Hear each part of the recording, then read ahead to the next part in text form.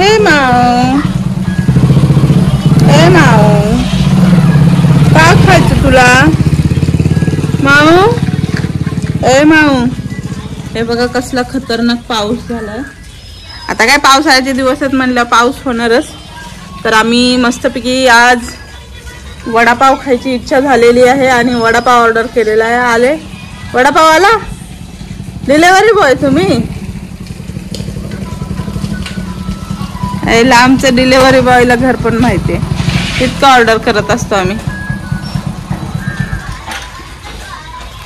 हे बघा delivery boy आलेले. दादा लयच पावसामध्ये आले तुम्ही. जरा लेट झालं असतं तरी चाललं असतं, थांबायचं कुठं तरी पावसा पाण्याचं. नाही म्हणलं तुमचं पार्सल होतं, मग यावं जरा पार्सल द्यावं तुम्हाला, आमचं कामच होईल. असलं कसलं पार्सल स्विगी मधून? कधीपासून अशी पार्सल? स्विगीची पार्सल अशी असते का?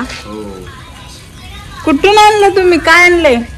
तुम्ही सांगितलं होतं ना डावा पाव, डावा पाव घेऊन आलो. जोकर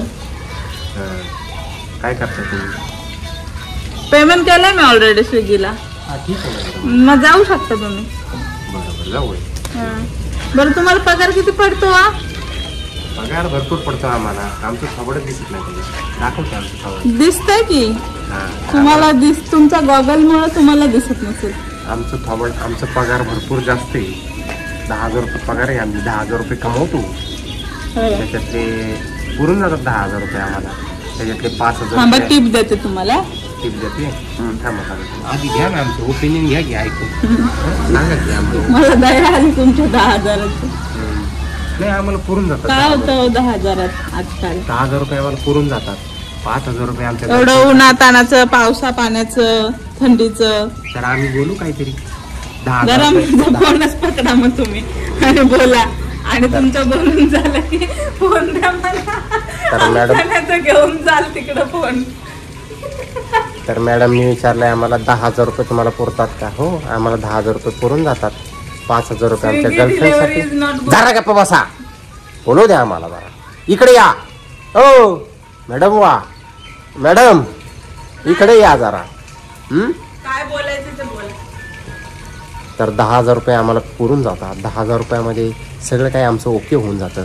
5,000 रुपये आमच्या गर्लफ्रेंडसाठी लागतात. 5,000 रुपये आमच्या फॅमिलीसाठी लागतात. दोन्ही नाखुश आहेत. गर्लफ्रेंड पण शिव्या देतात, फॅमिली पण शिव्या देतात, आणि आम्ही शिव्या खातो. सगळी कामं आमची होऊन जातात, तरी सुद्धा आम्ही खूप जास्त खुश आहे. डिलेव्हरी बॉय बाहेर निघला ह्यांचा. हे आमचं लग्न जमलं तेव्हा ते स्विगी मध्येच काम करत करत माझ्याशी बोलायचे फोनवरती. ऑर्डर राजेश्री फोन चालू ठेव, आलो माझी आता एक ऑर्डर डिलिव्हर करतो आणि परत बोलतो. लिफ्ट मध्ये नेटवर्क जायला राजेश्री थांब थांब थांब. मग त्यांचा तो आत्मा बित्मा घुसला की काय आतमध्ये काय माहिती डिलेव्हरी बॉयचा. एवढा पाऊस चालू होता तरी सुद्धा मला खारडीमधनं बोलावले. मित्राचं जॅकेट घेतले, गॉगल बिगल सगळं लावून पॅक करून घेऊन आलोय. आणि त्यातले त्यात त्यांना वडापाव खायचे ते गरम गरम. नीट बस. पाव पाव पाव पाव. चला कुठे येते? अगं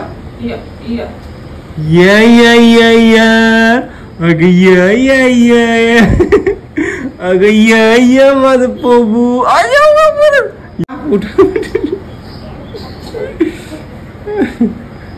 तर मस्तपैकी मित्रांनो वडापाव आणला. वडापाव खाल्ला ना तू?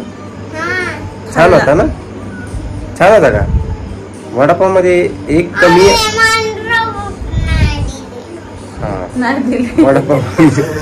वडापाव मध्ये काय चांगलं आणि काय हे होतं जरा नाही का? म्हणजे दर बारीला वडे मोठे असतात तर हे पाव घेऊन येत नाही, आणि ह्या बारीला वडे छोटे होते आणि पाव मोठा मोठा होता पाव एकदम. तर त्यांनी पाव एक्स्ट्रा आणले, त्याच्यामुळे आमच्या चिवूला पावासोबत खायला वडाच नाही राहिला. त्याच्यामुळे ती बोलते मला वडापाव दिलाच नाही. आणि पाव तसेच पडून येत दोन आणलेले एक्स्ट्रा पाव तसेच आहेत. वडापाव पाव ऍक्च्युली छान होता ऍज कम्पेअर टू वडा, आणि वडा चांगला असेल तरच वडापाव चांगला लागतो. तर वडा थोडा स्पायसी काय नव्हता, ठीकठाक होता. आणि त्यांनी कुठून आणलेला, लय लांबून आणलेला, त्याच्यामुळे तो गार झालेला. आणि पावसात आलो होतो काय, तिकडे बाहेर गेलोय मी, मला फोनवरती फोन, अरे कधी कुठं कसं येणार काय मला लय वज होतं. नंतर आल्या वैतागलो होतो, थोडासा पडी मारली. नंतर मग मस्तपैकी फिरायला गेलो यांना घेऊन तिकडं आमच्या तळ्यावरती साठलेले तिकडे. नाही चिवला घेऊन गेलो. हा रे वैताग येतो संध्याकाळचा. लेकर हे बघा झोकाच देते मी, मला झोका देऊन तुम्हाला सांगते, हा इथून हात कामातून जाणार आहे थोड्या दिवसात. म्हणजे हे 4 वर्ष माझ्या ह्याच्यातच चाललेत. ही मोठी झाली की लगेच ही आली. म्हणजे माझी जिंदगी आता. आणि म्हणून तिसरं यायच्या आधीच तिन्ही विषय क्लोज करून टाकलेला आहे अशा पद्धतीने. नाही बाबा, आपली कॅपॅसिटीच नाही. 2च पोरं एकच सांभाळायची होती, पण 2 सांभाळायचं एफर्ट्स क्रिएट केलेत. आता बाजूला मारायचंय का ते पण आहे. तर आज भरपूर जास्त थकलोय. उद्याशाला घोटाळा करून घेतलाय मी एक स्वतःच. बी शिपला जात असतो मी दुपारी 2च्या आसपास ना. आता सकाळी 7 वाजता मला बरोबर गाडी येणार आहे, त्यांनी यायला मी गाडीत बसून जाणार. दिवसभर डोक्याला टेन्शन नाही.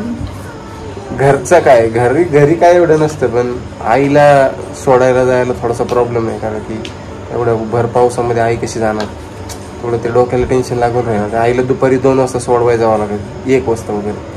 आणि त्याच्यानंतर मग मी जायचो. आता बघावं लागेल जरा 1 महिन्यात कसं होते. तसं माझी आता सुट्टी पण आहे, बालाजीला जायचा प्लॅन आहे मित्रांचा त्यांच्यासोबत. तर 20 ते 25 तारखेपर्यंतचा आहे तोपर्यंत. आणि पुढच्या महिन्यामध्ये परत बी शिफ्ट करून घेणार मी. मला जर जमली ए शिफ्ट तर ठीक, नाहीतर मी परत बी शिफ्ट करून घेणार. कारण की सगळंच माझ्यामुळे सगळंच राहते. मग कसं आहे, माझ्या पण व्हिडिओ पण नाही बनवायला भेटणार ना. आईला सोडून होणार नाही व्हिडिओ, एवढं बनवता येणार ना प्रॉपर. कारण की 4 वाजता येऊन व्हिडिओ बनवायच्या, दिवसभर कंटाळलेला असणार. थोडंसं वैतागतो माणूस.